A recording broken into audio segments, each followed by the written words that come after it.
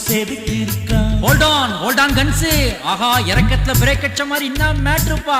நெஞ்ச தொட்டியே, ஆனா பூவை சொல்லிட்டு தலைய ஊட்டிய. பூவோ தலையோ கையில நிக்க மாட்டேந்த. இன்னைக்கு உழைச்ச காச நாளைக்கு சேர்த்து வை. என்னைக்கும் கவலை இல்லை, இல்லைன்னு சொல்லே இல்லை. அது இஷ்டம் போல வந்ததால் அதிர்ஷ்டம் பேருங்க.